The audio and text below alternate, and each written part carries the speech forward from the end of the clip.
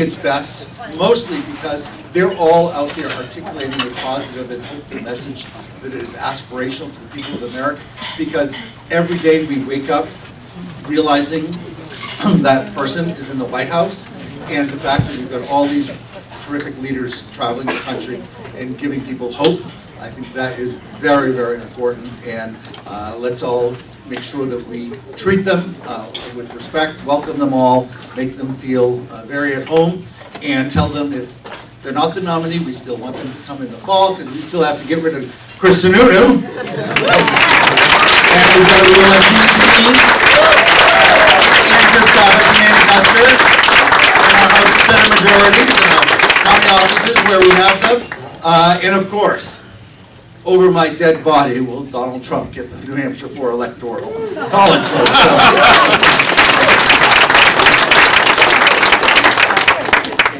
We should thank Chaz for the wonderful music before.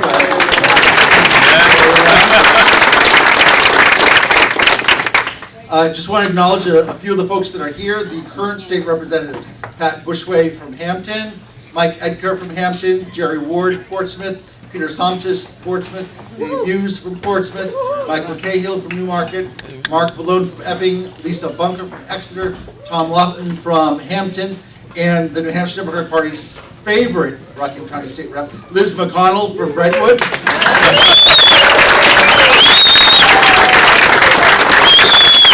She brings in a homemade chocolate bundt cake for them about, every 2 weeks, 3 weeks? Yeah. So when she drives in, there's a little cheer for her. I'd like to, the speaker is not able to join us, but he sends his regards, and he has asked Representative Mike Edgar from Hampton to give remarks from the New Hampshire House of Representatives. Please welcome Representative Edgar.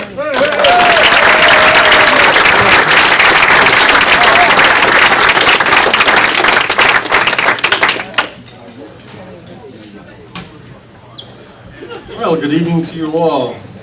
Senator, nice you could make it tonight. Thank you. Yes, it was interesting to walk in tonight and be told that I had this privilege. And one of the good things about that is I can honestly say I didn't have to prepare. But I would like to say a few things about Steve first, seeing he's not here. What a wonderful speaker Steve is. We're very fortunate to have him. Of course, we're very fortunate to have the speaker in our party, too. But Steve is quite a guy. He really handles the, let's say, the assignment, I believe, the way it should be, an even hand, with a lot of humor. And he's able to handle some of the situations that we've got into this year, which at times can be rather delicate. So I really wish Steve could be here, and I really appreciate him being our speaker, and I'd like to have a little round of applause for Steve.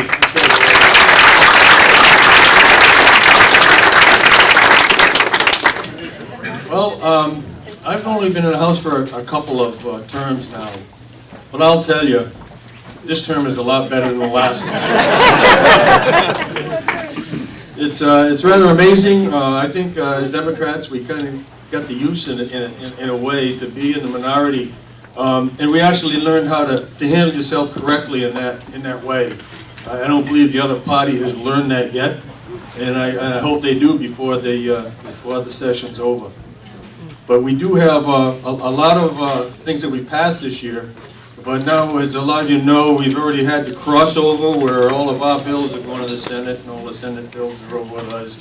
And so we're handling some of theirs. But some of the most important ones that they're handling are ours, of course, is the budget. And that's going to be quite a bit of contention on that. I was really amazed in the amount of work that went into crafting the budget that would be fair to the entire state. Instead of taking the one that was given us, by the governor as a recommendation, which had a lot of, it seemed like special interest stuff in there. It was decided by the, the finance group and the leaders to try to distribute it equitably, to all the towns and cities around the state, which I firmly believe is the way it should be done. And of course, we don't know what's going to happen with that budget, but also the way that it was funded, I believe, was the way it really should be. Actually not giving up, let's say, delaying some tax reform that had been put in so that we have a little bit more funds. It's really difficult to run a state when you really don't have necessarily the sufficient funds to do it. So I just hope that the work that the Senate does, that it is able to keep a lot of what the House had done, and that we actually get something through that can be, let's say, not vetoed by the governor. You're not giving him another chance to use his crayons. So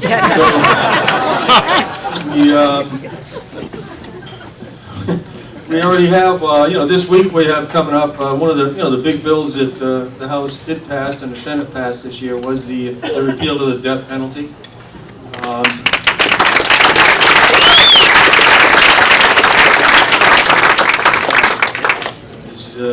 A lot of you know it, of course, was vetoed, and we're going to be taking up, try to override that veto this coming Thursday. So we'll hopefully we'll do that. Paid family leave, trying to do something for the people that actually work in this state and do it in a fair and equitable way, and that was also vetoed. And we'll see down the road what happens with that and many other bills which I believe will get the same treatment. So about the one way to avoid that is to make sure that we take both houses back next year and also the governorship.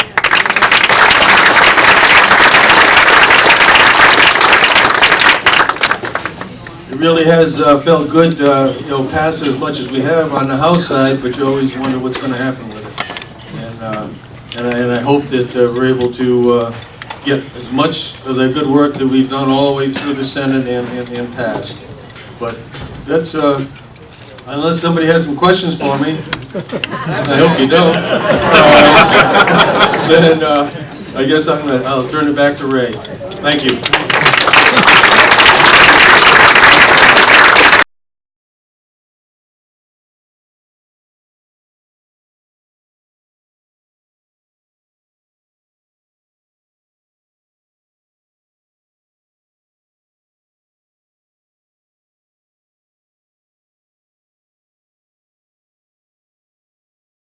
Would have been fun. So I do want to acknowledge some of the former House members, starting with our former Speaker of the House, Terry Norelli of Portsmouth.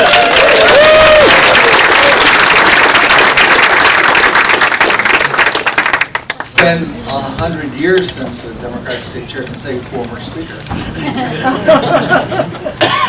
we had two since the Civil War, so it's pretty crazy. Then we also have the list provided once again by Larry, so if I can't see you and I didn't write you down, it's not my fault. Mindy Messimer from Rye, Chris Munns, Hampton, Dick Snow, Candia, Charlotte Lister, Chester, Tom St. Martin, Candia, Steve Britton from Exeter, Mary Till from Derry, and Robin Reed from Portsmouth. Let's give them all a big round of applause.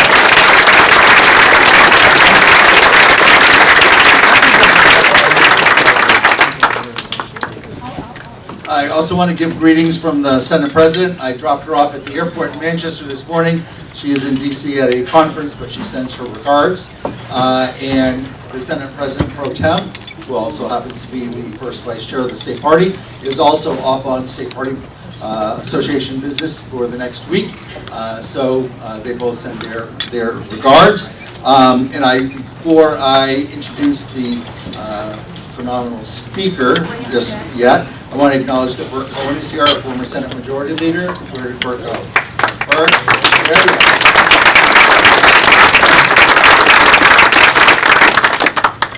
So, last year, there were a lot of great candidates running for the state Senate. And when you meet some of them, you're like, wow, wouldn't it be great if they actually could win and get to serve? And, most of them did win. And we were very blessed with that. And it is, if you ever are in Concord and it's a Senate session day and you're bored a little, or you just want to watch Republicans being tormented, go sit up in the gallery, because the 10 Republicans are sitting there, they're so grumpy. And then you've got somebody who's always so upbeat and positive, John Morgan, sitting next to the former Senate President.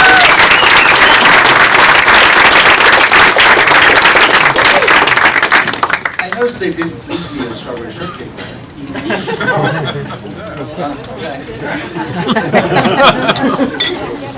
Thank you.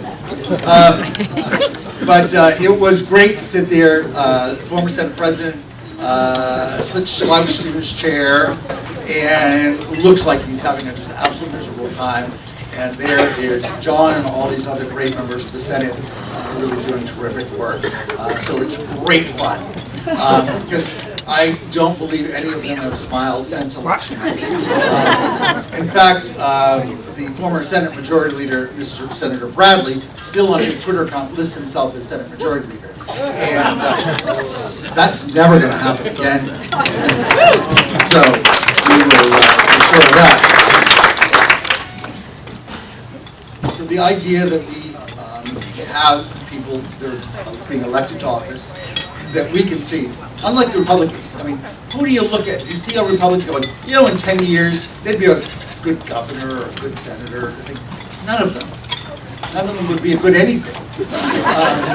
But right now, we are very pleased to have Senator John Morgan in the Senate. But I think that we will be all working for him for many years to come as he moves up the ladder. So let's give a big, great welcome to our first Senator, Senator John Morgan!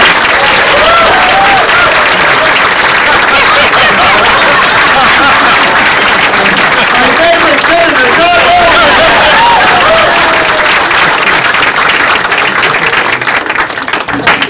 That's what we were talking about before this whole thing started. It was part of the bribe. Shortcake, and I got those nice words from him. Mr. Chairman, thank you. Thank you. Louder, closer. Is this better? Larry asked me to come up here and speak to you all for about 25 minutes.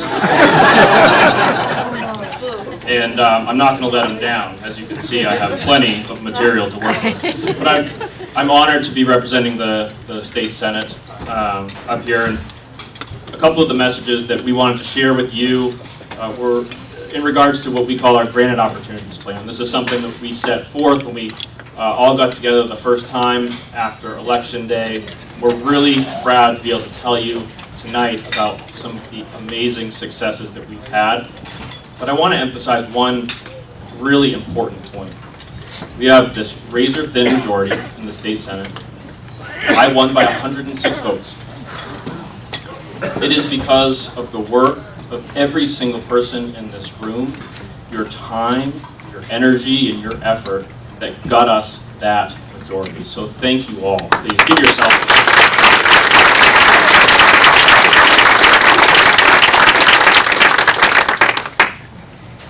So we believe that we're all better off when everyone in New Hampshire has the tools to build a good life, including a living wage, affordable education, and job training, access to quality, affordable health care, and paid family medical leave.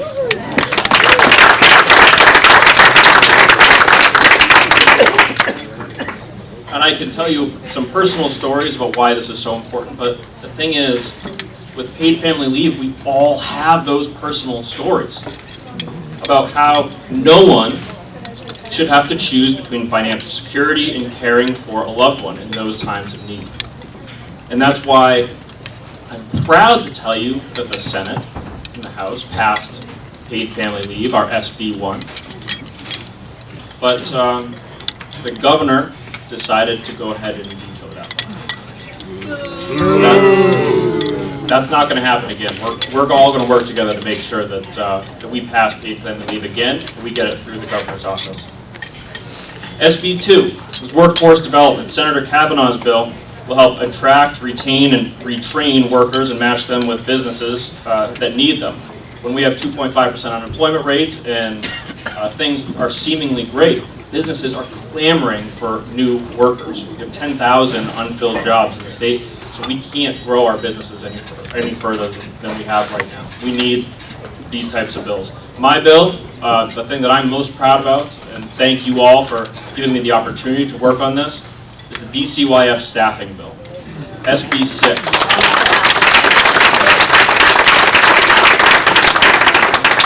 More than 2,000 of our kids in the state have needed help and haven't gotten it.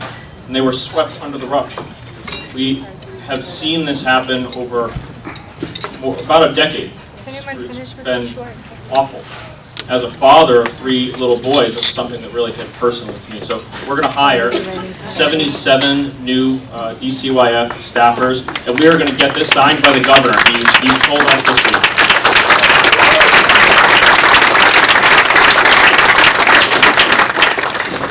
The Senate President, Donna Soucy, has been working on this bill, SB 10, to finally move New Hampshire to making sure that our workers can have a fair wage in the state. We're moving minimum wage up to $10 an hour, and we've got that passed. So $10 an hour in 2020 and $12 an hour in 2021. Something that we're really proud of. Now, one of the things that also hits home, because my wife Katie, as many of you know, is a PA. She worked in an emergency department over in Portsmouth, and she would come home. This was way before we were running for office or involved politically, but she would have these stories about people who were coming in with mental illness and being forced to be boarded in the emergency department with no other options because we simply had gutted our mental health system in the state. So Senator Sherman, another one of the seats that we flipped, that you flipped this past year, he passed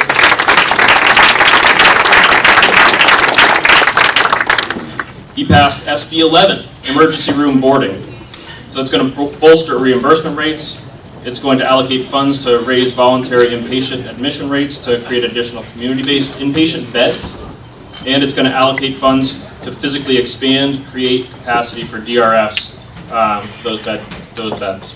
So that's really exciting as well. The last bill I'll tell you about is SB 14, the Children's System of Care. We're finally going to, in New Hampshire, expand access to mobile crisis response and stabilization services for all of New Hampshire's children.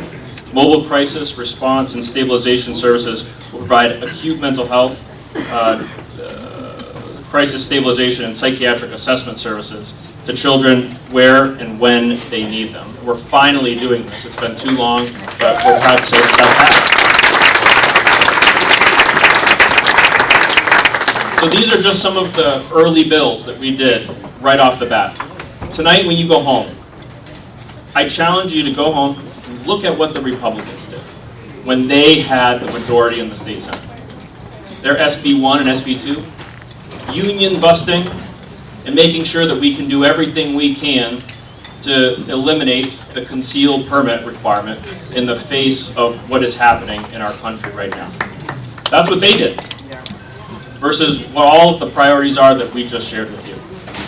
So thank you all for making that possible, and thank you for being here to continue to fight with us, because I cannot wait to get back out there and do it again. Senator Warren, it's so wonderful to see you, and thank you for the stance that you're taking after Alabama.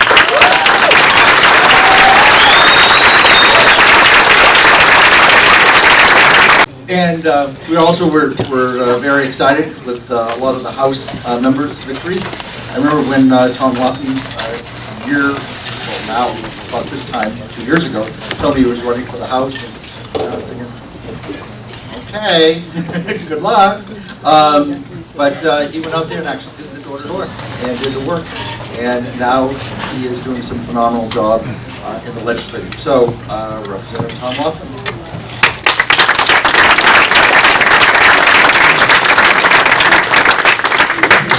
Thank you, Mr. Chairman. Good evening, Rockingham County Democrats. It's great to be with you tonight. State Representative Tom Loughlin, representing Hampton, but tonight I'm here on behalf of the New Hampshire Young Democrats to tell you about all the important work that we have done in the past couple of years, are doing now, and will do in the years ahead. So first off, I just want to touch on a couple of really amazing stats that I got this morning from President Lucas Meyer and Amelia Keene. Member growth. Over the past couple of years, New Hampshire Young Democrats have gone from 400 members to 6,500.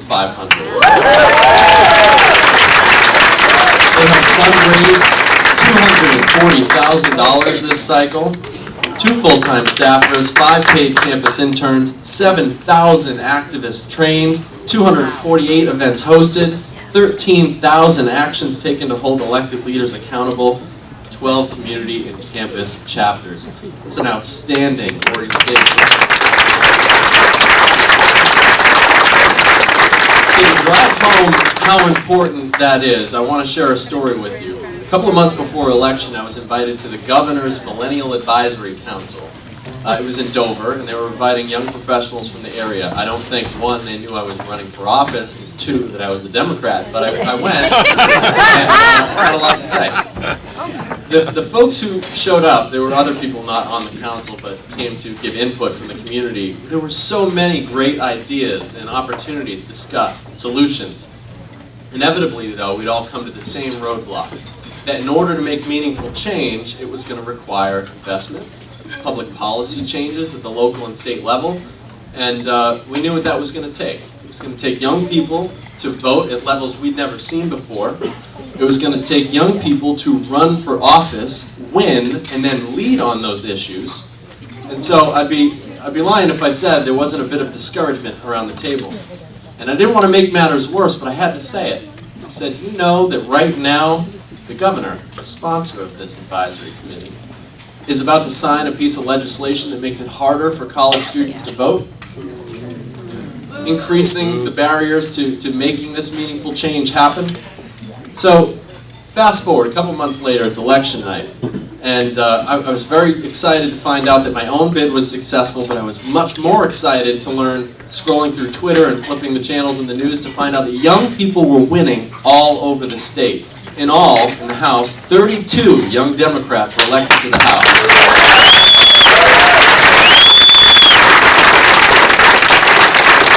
Decisively handing the majority over to the Democrats in the House. And in the Senate, we re-elected Senate Majority Leader now, Dan Feltus, and we elected John Morgan, Senator John Morgan, in one of the toughest districts in the state.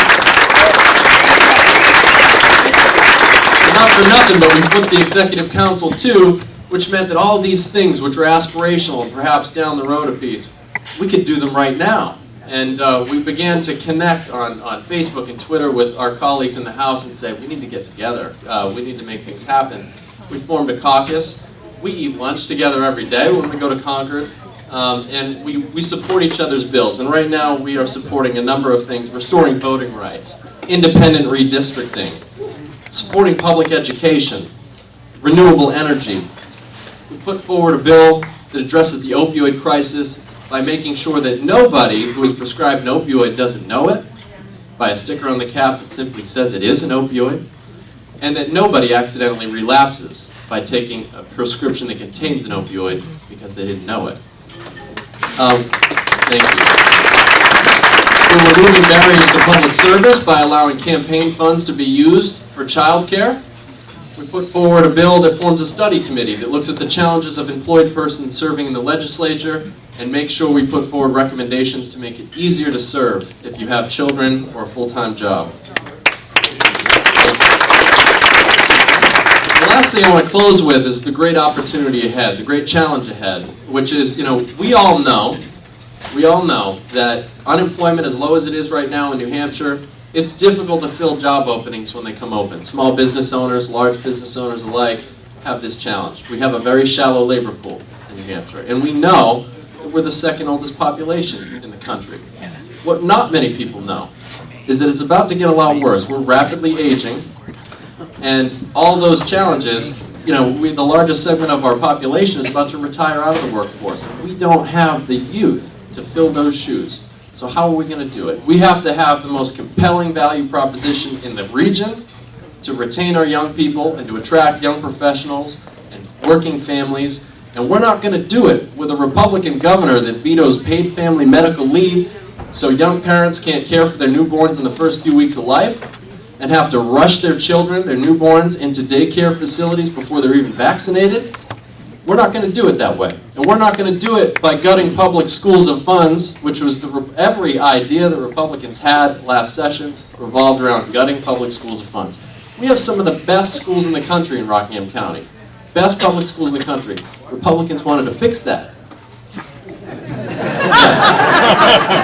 That was a problem worth fixing. So, and we're not going to keep our young people who are leaving this state in record numbers, because we're telling them that in order to go to university here, you have to accept the highest in-state tuition in the country. And for those who choose to stay, we rack them with record debt, record student debt. We're not going to attract young professionals like that, and we're not going to bring working families here, which, by the way, the number one decision maker, number one factor for working families when they're choosing where to move, great public schools. Great public schools. That's where we invest. And it has to be said, after a week like this, we need a leader in New Hampshire that is going to say, no, you will not threaten reproductive rights of women. Not now, not ever.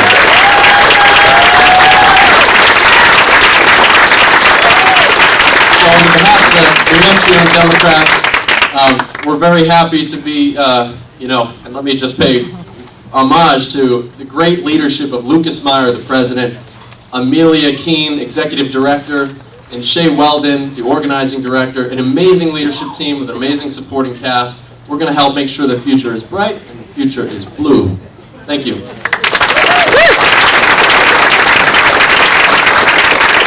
Some distinguished guests with us.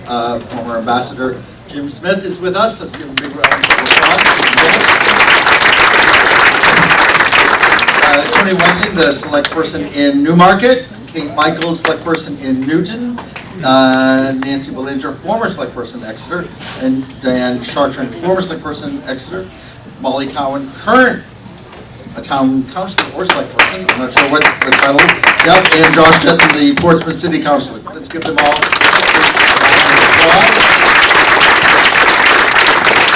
using that as a reminder that we do have city elections this fall, and March is just right around the corner for electing folks to town elections. We are putting together once again a major program. We are going to re-elect Joyce Craig in Manchester and Jim Doncherson in Nashua, but we are going for all of them. There are a couple cities in the state, believe it or not, that have Republicans. They're not anywhere near here as mayors, and we will be taking care of that. So for those of you who love to canvass, and if you're not already committed to a presidential candidate, we're going to have lots of work for you to do. Because it's not just about electing folks mayor, but it's putting people on the town councils, city councils, and school boards as well. And with that, I want to introduce Donnie Spencer from the state party staff is here.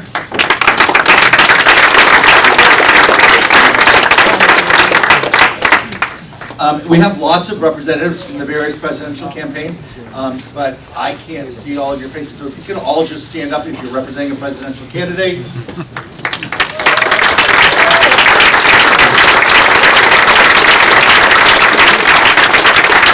Thank you for joining us, and we appreciate all that you are doing. And so, I think Lori McCraig had this great idea of having all of the town chairs come up, because I often just rattle off all the names and people don't actually get to see their faces. So if I read off your name, come forward. If I don't read off your name and you're a town chair, you can still come forward and you can tell Larry that you forgot me.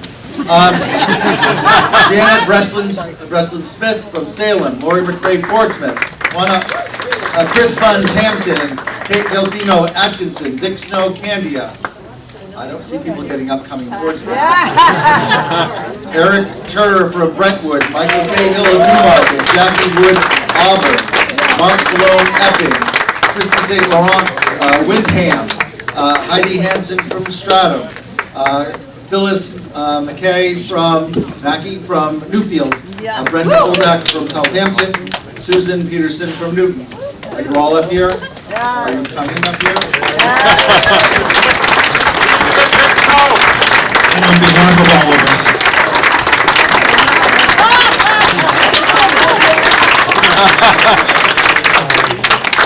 And when I go and my doctor yells at me, I'm just gonna tell her to come here next year. Let's give all of these great town chairs a big round of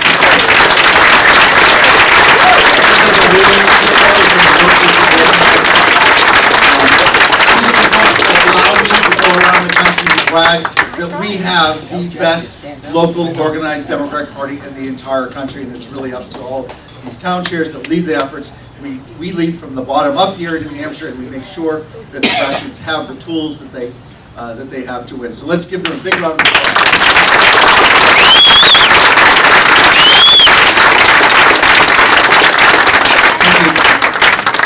You only gave one strawberry shortcake, so that's your. Senator Susie actually just texted me while we were sitting here. Did you get your strawberry shortcake yet? Richard said yes. One of the things that I also brag about the Young Democrats, and we just heard from Tom about all the phenomenal work that the Young Democrats do in New Hampshire, which far exceed any Young Democratic organization in the country. And I make sure everyone hears that every time I get to speak too. But what is really fascinating is not only do we have the college Democrats, but we also have a very vibrant high school Democratic organization. And I think that is very, very exciting. And I'd like to ask the Vice Chair of the New Hampshire High School Democrats, Noah Pensack, to come up and say a few words.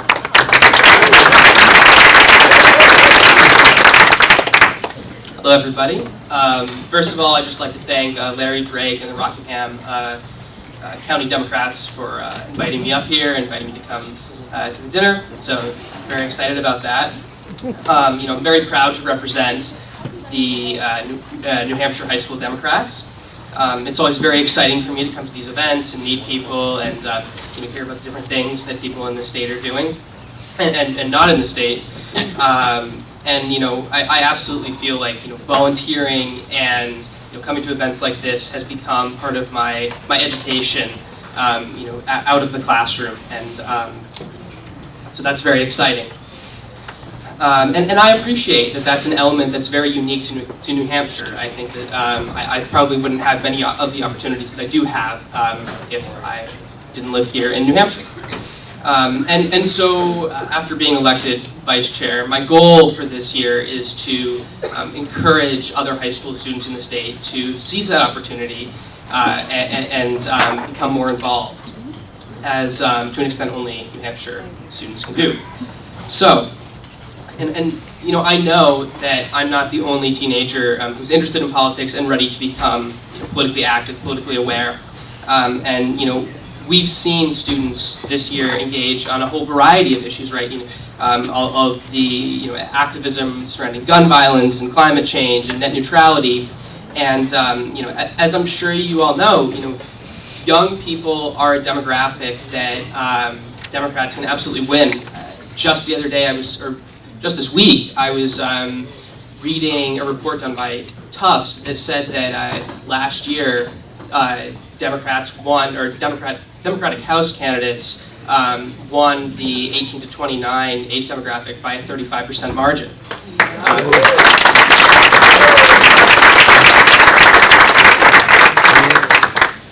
And as my peers and I become part of that demographic, it's absolutely critical that we make sure that kids my age are going out and voting when they turn 18.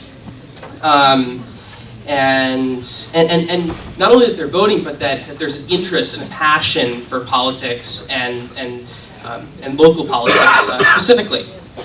And so the question that I'm often asked, not only as vice chair of the high school Democrats, but also just as a high school student who's interested in politics, is what are the issues that high school students care about? How can we get high school students engaged and working in our organization?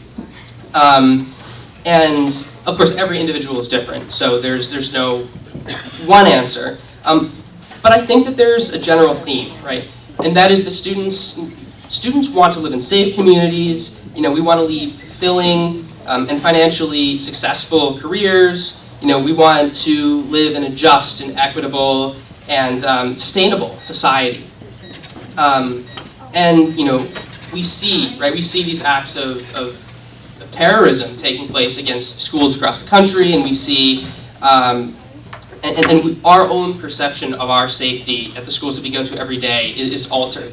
And we're concerned by rising sea levels and everything that comes with climate change and pollution, because this is the world that each of us wants to build a life in when we become adults. And we worry about what going to college is going to mean for our long-term financial stability. And it matters to us that women's reproductive rights are protected, and that governments work to address racial discrimination and the problems surrounding income inequality. So we want to act to improve the country and society around us that we will inherit, because it's a society that we're going to have to live in. So to a great extent, the values of young people are just progressive values. So my predecessors at the high school Democrats have been working really hard in this last year, and the organization as a whole, towards that goal of getting students involved and finding issues that they can be passionate about. So as of now, we have 9 chapters in schools, high schools across the state.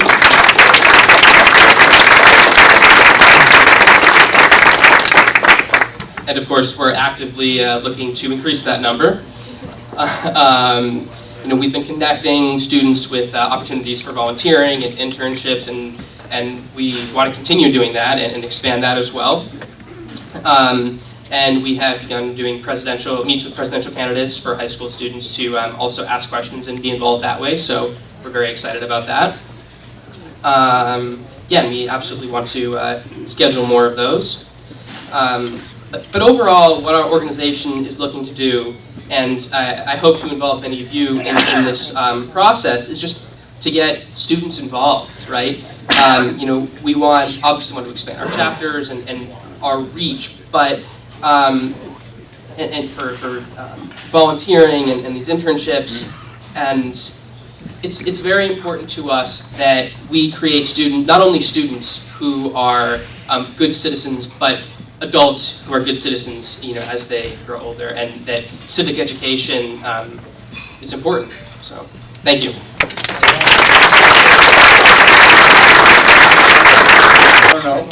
I'm grateful that Noah's not 35, so we don't have another presidential candidate. There will be a draft movement coming out of this dinner, so thank you so much.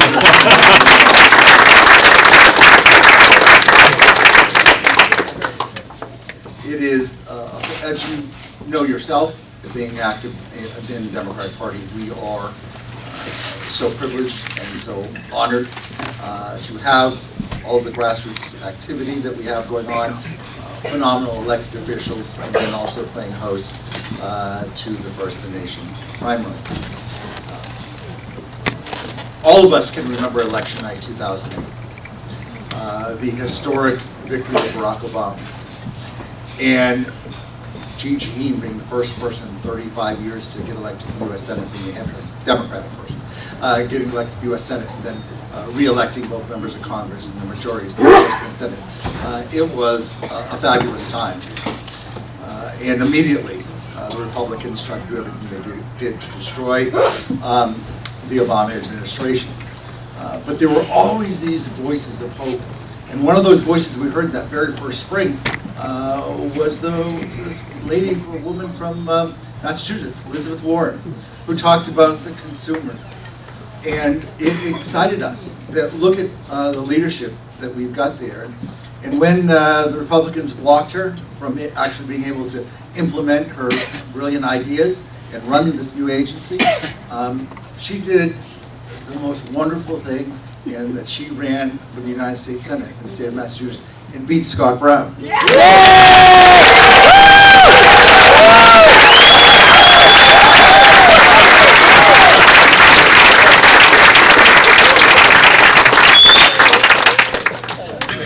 And while she's in the Senate, she has been courageous and brave and strong and a warrior for so many progressive causes that she's made us so proud. But she's also done something else. When Scott Brown, moved up here to run.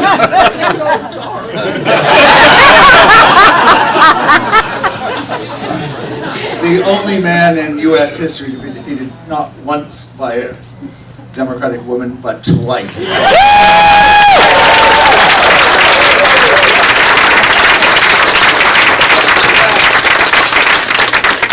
But we immediately heard from Senator Warren and her team, what can we do to make sure that Jeannie gets reelected? And she came up here. And then 2016, and we had Maggie Hassan running for the U.S. Senate. And once again, we heard from Senator Warren and her team, what can we do? So it wasn't just buses of volunteers. She physically came up, I think 4 or 5 times, including keynoting our state convention in June of 2016. She has been there when we have needed her.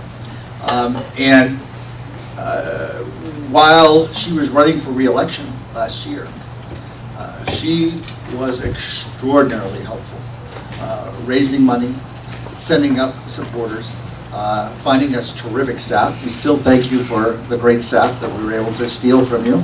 Did a terrific job. She took them back the day after the election. Not even till Friday. They were like, whoop, they're gone. It's like, fine, thank you, move on.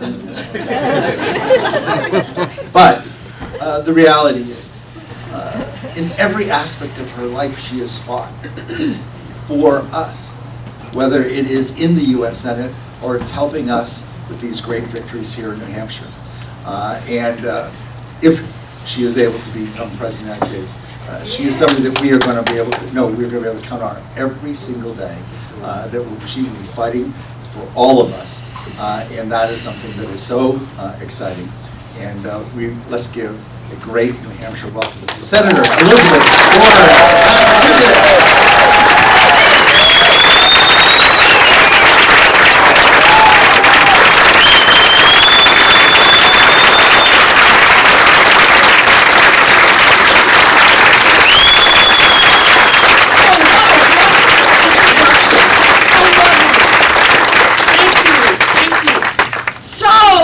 Hello, Rockingham County Democrats! Thank you, and thank you, Ray, thank you, Larry, for the invitation to be here tonight. Thank you all for your hospitality.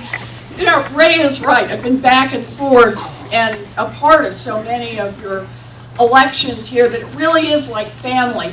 So when you invited me here tonight, I said, okay, I'm bringing family. So I have my husband, Bruce, my son, Alex, and my daughter,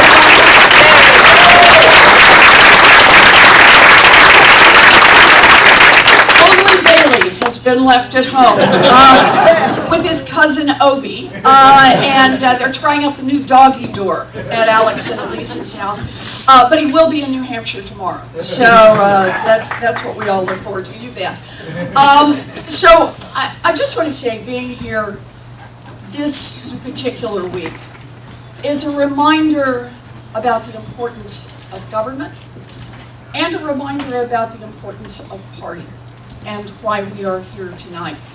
After Alabama passed a law this week to basically ban virtually all abortions, if they could, with no exception for rape or for incest, to put in the bill that doctors would be jailed for up to 99 years, receive potentially harsher sentences than rapists themselves. I was reminded about this, that sometimes you just have to stop and say it. I've lived in a world where abortion was illegal. Women still got abortions. Some were lucky, some weren't, but they all went through hell. We are not going back. Not now, not then.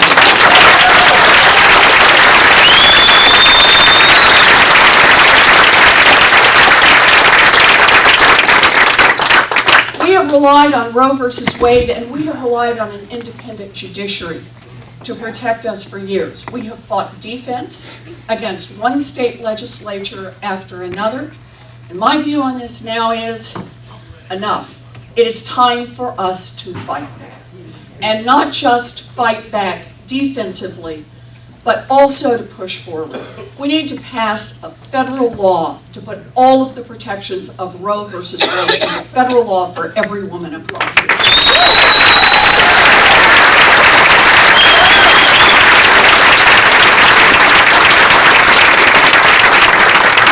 And let me just say on this, when people say, oh my gosh, how can we ever fight that fight? We can't win that fight. Do keep in mind that the overwhelming majority of Americans, that includes Democrats, Republicans, and independents, do not want to see Roe versus Wade overturned. We need to ride that majority through 2020 and take it straight to Washington.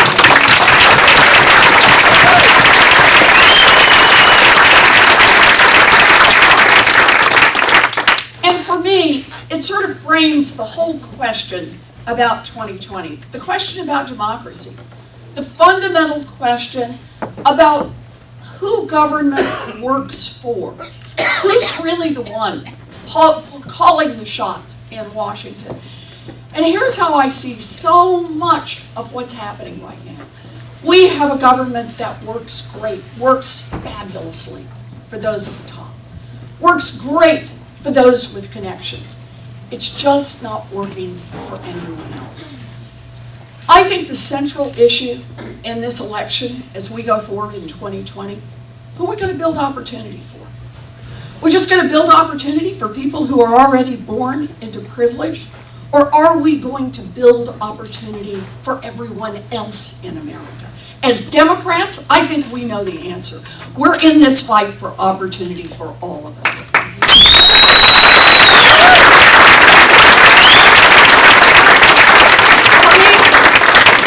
This fight is personal. Now, as much as we go back and forth between Massachusetts and New Hampshire, in fact, I was born and raised in Oklahoma.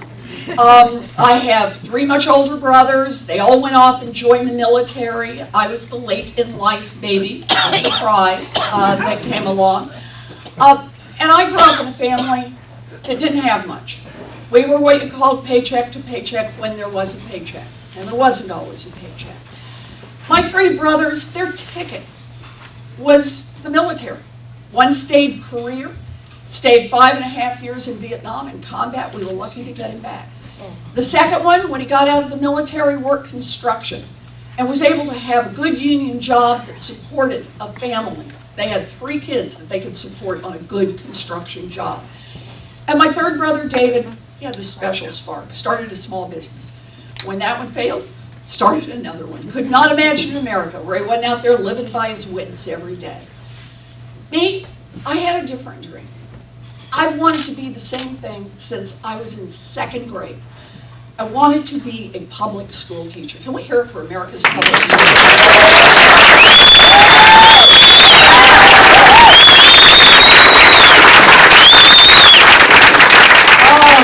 I was totally hooked by 2nd grade. I used to line my dolls up and teach them. I just want you all to know I was tough but fair. Always. But, as you all know, you don't get to be a public school teacher unless you get 4 years of college. And by the time I graduated from high school, we didn't have money for a college application, much less to send me to 4 years of college. And I have, like a lot of Americans, a kind of twisty-turny story. It's not exactly a straight line, but, I got to hear it. And here's how the story goes. So I graduated from high school, and I got a scholarship. Yay! Yes. And then I fell in love at 19. Yay! And married the first husband. Yay! And dropped out of school. Yeah. Not so good. And took a minimum wage job. And I thought that would be my life. A good life, a life I chose, but not the dream. Not what I really wanted to do, which was be a public school teacher. And then I found it. 45 minutes from where we were living, there was a commuter college that cost $50 a semester. And there it was, my chance, and I held on tight. I got my 4-year diploma. I became a special needs teacher. I have lived my dream. It's true.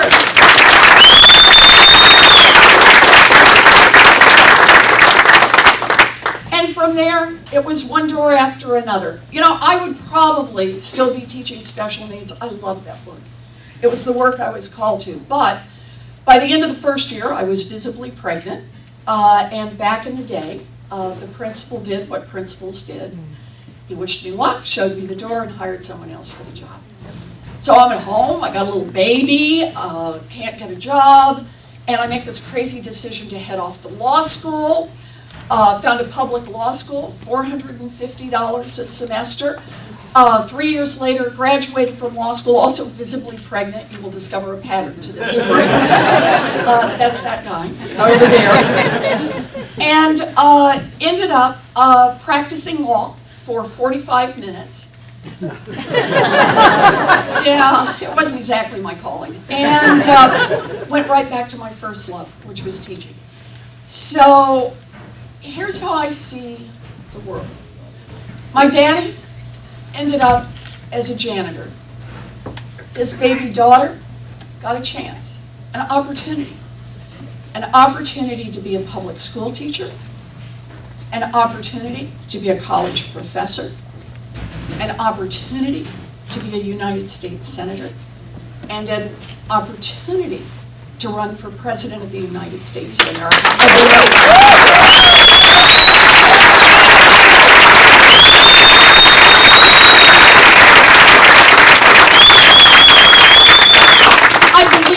Opportunity, and that's why I'm in this fight, because I'm worried about an America where opportunity is shrinking. Understand this, a generation ago, a kid had a 90% chance of doing better than her parents did. Today, it's a less than 50-50 chance, and the fear is starting to go down fast. Why is that? Well, part of it is because of decisions that get made in Washington. Decisions about where we're going to invest and who we're going to invest in. We have an America that invests right now in the richest among us. An America that works great for giant drug companies, just not for people who are trying to get a prescription filled. An America that works great for big financial institutions, just not people who are trying to make it paycheck to paycheck without getting ripped off. An America that works fabulously for giant oil companies that want to drill everywhere, just not for the rest of us who see climate change bearing down upon us. An America that has been seized by the wealthy and the well-connected. An America that we have a chance to take back and to make work for all Americans come 2020.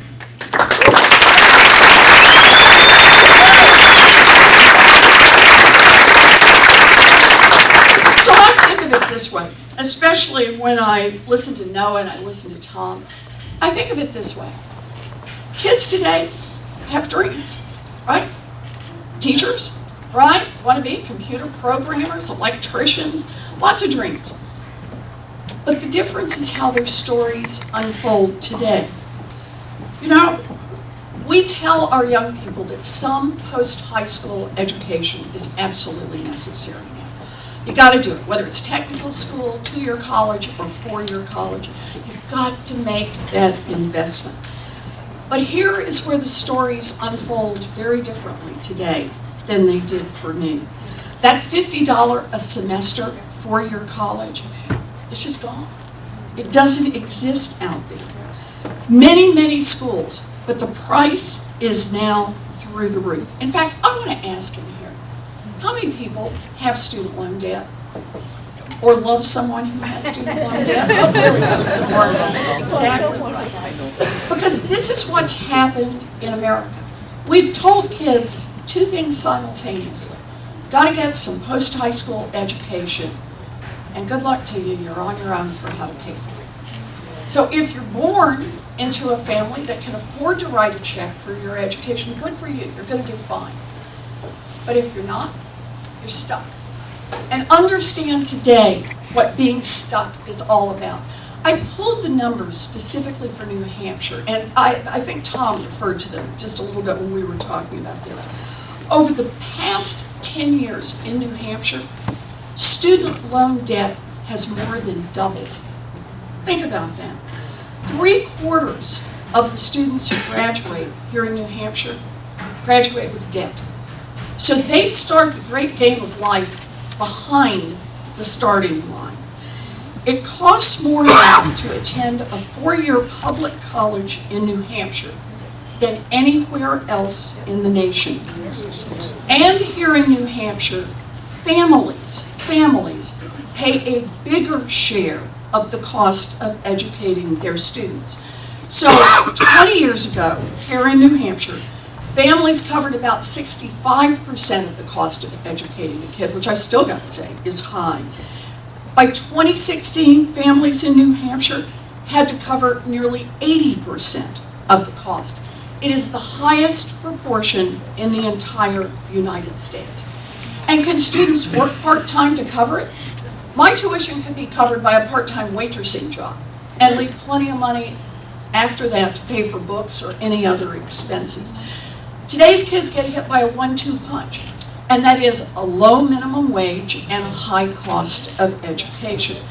Students today in New Hampshire would have to work more than 40 hours a week just to cover the basic tuition and fees at a university here in New Hampshire.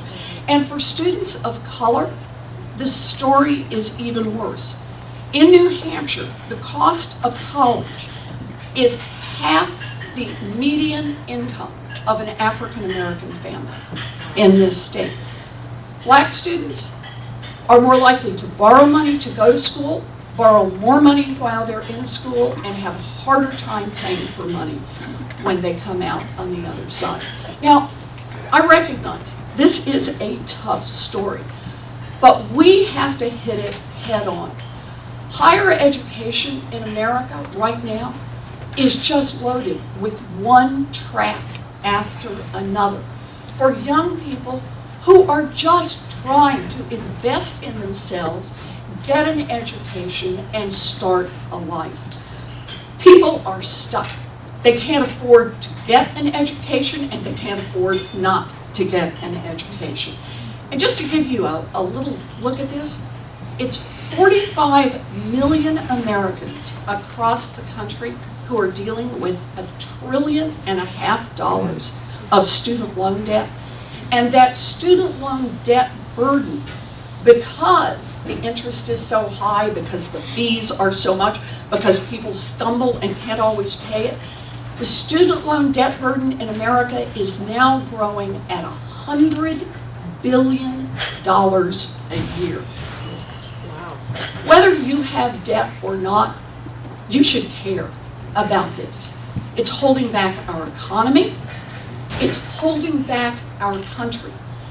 And for every high schooler, for everyone in college, for every parent, for every grandparent, this is what the cold sweats at night are all about.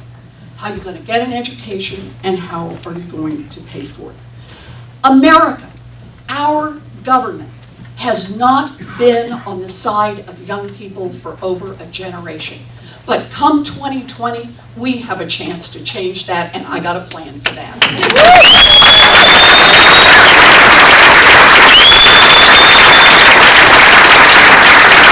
So, here's the plan. First, let's cancel student loan debt for about 95% of those who Think about the transformative difference that would be for people. The fact that you wouldn't have to worry about whether or not you have to make the monthly payment on a student loan.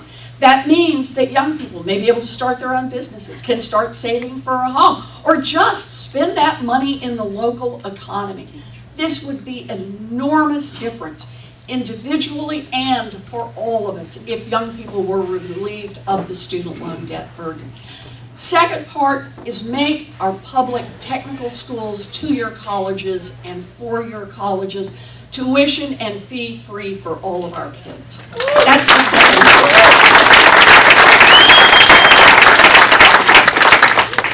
Now, you don't come to New Hampshire and talk about things like this if you're not going to talk about how to pay for it. And I'll tell you exactly how to pay for it, 2 cents. That's the way we pay for it. What I propose is a wealth tax. It's 2 cents on the largest fortunes in this country. So here's how the numbers actually work out. This is the top 1/10 of 1%. It's about 75,000 families. If you have more than $50 million in assets, then on the 50 millionth and first dollar, pitch in 2 cents. And 2 cents on every dollar after that. And just so everybody understands, anybody in here own a home? Yeah, you've been paying a wealth tax every year on your biggest asset, your home. It's just called a property tax, right? All I'm proposing is for the zillionaires that we include in their estate, since real estate is not always their biggest asset, we include the diamonds, the yachts, and the Rembrandts. Just kind of lump it all together there and ask for 2 cents. And understand this about it. The point is not to be punitive. The point is not to say shame on you somehow. The point is to say, you had a great idea, you worked your rear end off and you built a great fortune, or you inherited one. Either way, you have this great fortune. When you built a great fortune here in the United States, I guarantee that you built it using workers that all of us help pay to educate. You built it getting your goods to market on roads and bridges all of us helped build, pay to build. I guarantee that you are protected by police and firefighters that all of us help to pay to keep in the field. And so all we're saying is if you make it super big, really big, one of the biggest fortunes in this country, if you make it into the top 1/10 of 1%, pitch in 2 cents so everyone else gets a chance to make it in this country. That's the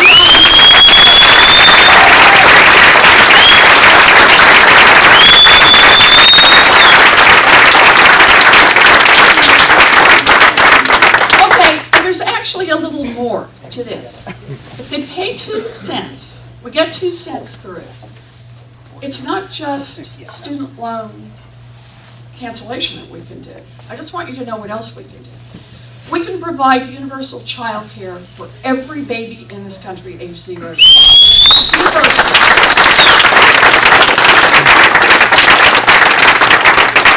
We can provide, this is paid for at the federal level, universal pre-K for every 2-year-old, 3-year-old, and 4-year-old in this country.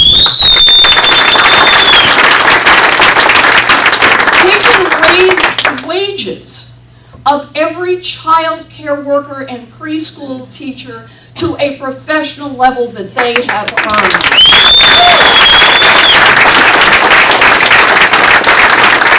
And we can provide universal college and student loan debt cancellation for 95% of our kids, and still have money left over. That's a plan. That's a plan. So here's the thing about it. This has 2 things we need to think about as Democrats. The first one is, how do we rebuild confidence in this government? We do it by producing the things that touch people where they live. We do it by actually making government work for the people. And this is one we can make happen. I'll go back where I started this. We live in a democracy. We need to remind ourselves of this every day. We don't live in a country that is entirely controlled by the lobbyists, by the lawyers, by the think tanks in Washington. And here's the deal. That wealth tax coupled with the student loan debt forgiveness is overwhelmingly popular in this country. About 2 out of every 3 people who've been asked about this in the big surveys have said, yeah, I could get behind that. That's Democrats, Republicans, and independents. But here's the deal as Democrats. We're the ones out there fighting for it. And my view is, let's pick the place that we want to make a stand. I've had it with a government that works for those at the top. I've had it with abstract promises that people say, politicians, they're never coming up with anything. I want something real. I want something concrete. I want something that matters, that's worth fighting for, something that will pull in other people to be in this fight with us. And we can do this. When we make a stand to say, enough of a government that is carefully protecting the top 0.1%. We want a government that just levels the playing field. We're not looking for handouts. We're just looking for an America where everybody gets a chance to build a real future. As I said to all of you, this one is personal for me. I never expected to be a candidate for president. Good grief, I never expected to be a candidate for Senate. I never expected to be any part of this. But there comes a moment in our country where the fight comes to you and you've got to make a decision. And for me, for somebody who is so deeply grateful for the opportunity given to me of a commuter college that cost $50 a semester, this is my chance to be in a fight that is worth having, and my chance to say, we can build an America where we dream big, we fight hard, and we win these fights. So thank you all.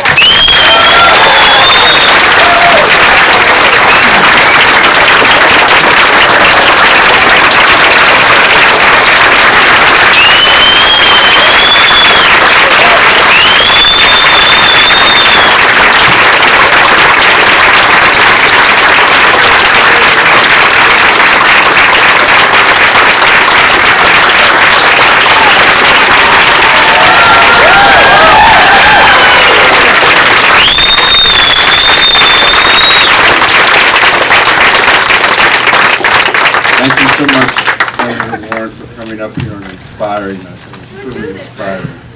So we always give our guest speaker a gift, and we have a gift for you. I have to give, again, credit my wife, Joan. Yes. These are a couple of gifts for Bailey. Thank you. And I just want to say, my husband promised to carefully protect my strawberry shortcake from Ray. So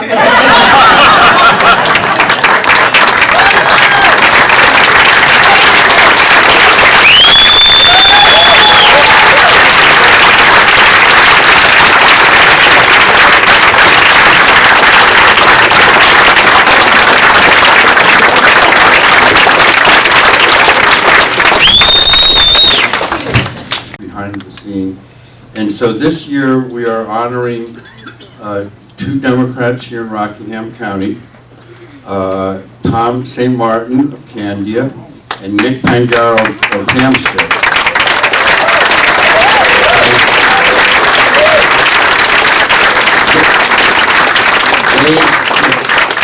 They are leaders of our newly formed social media task force.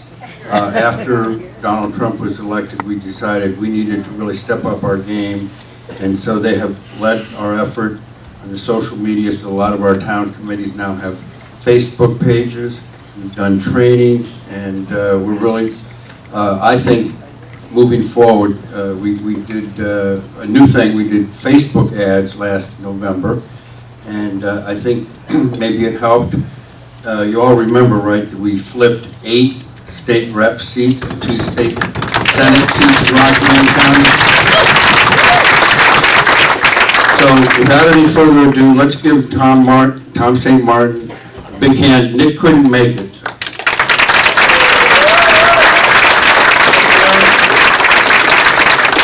Well, Larry told me I was going to be up here. He didn't tell me I was going to be following Senator Warren.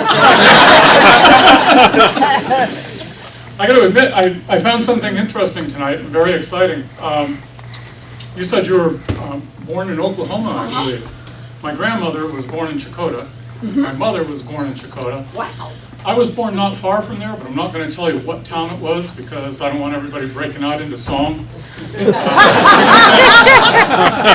But chances are real good that about a quarter of that area is related to me somehow, so you and I may know each other from some distant past. There are only 12 of us. So Larry mentioned that Nick wasn't able to come tonight. Nick Pangaro, for those of you who don't know, and his wife are professional musicians, and this being Saturday night, they've got professional commitments. Nick's wife is a violinist, or as I prefer to think of her, a fiddler. Nick is a mandolin player, and being a fiddler myself, if Nick were here, I might kid Nick a little bit about whether the mandolin is really a legitimate musical instrument.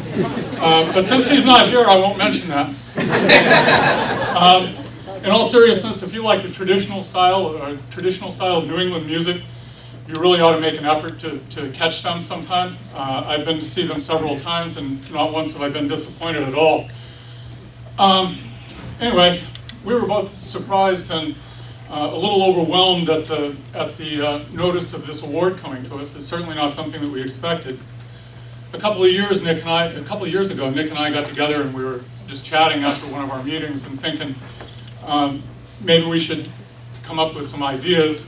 And we approached Larry, and with his help and cheerleading, we put together a committee and we developed some of those ideas.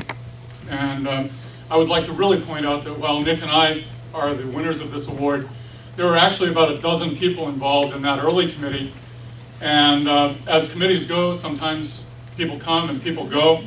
We wound up with about half a dozen people. I'd like to make a little bit of a call out to some people that particularly helped us. Matt Hancock for technical assistance, David Muse, Pete McVeigh, and Bonnie Wright all helped with input on usability and review. And Ken Cohen has been helping keep us on track for working to keep the guidelines and development going to help local committees. In the course of the last couple of years, we've rebuilt the county website, we've improved our email tools, we've expanded our county Facebook presence, we've developed guidelines, assistance, and training to local committees, and we've used our Facebook presence, as Larry mentioned, for campaign wins. But I want to say social media tends to be a closed system, so it's really important that we understand that we need to get off our butts and get away from the computer once in a while and get engaged in our communities. As Ray talked about, we need to get people elected at the local level. Every possible office ought to be up for contention. I would like to mention one evil thing. I'm not going to hold it up, but social media is not our exclusive province. We've done quite a lot in Rockingham County and across the state in improving our presence, but I noticed just a couple of days ago that the what shall I call them? The other party has a training going on for digital media awareness. They know what we did, and they are trying to catch up with us. They are working on it. So we've got to be savvy, but we've got to be engaged in our communities. Now, those of you who have come to our monthly meetings have occasionally heard me report at Larry's behest on what we've been doing in the social media front. And those of you who have heard me a lot have heard me over and over and over say the same thing. Now, all the things that I've said about social media not being the only thing for us to focus on, nevertheless, it's my province. So I'm going to leave you with 4 words. Those of you who have been coming have heard me say this over and over and over again. Don't forget to like us on Facebook. Thank you very much, Larry.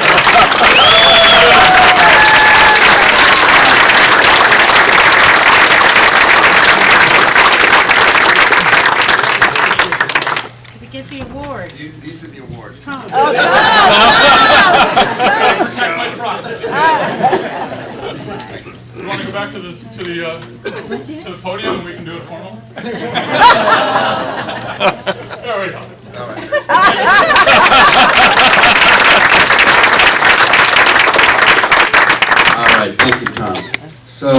now we have the raffle and silent auction part.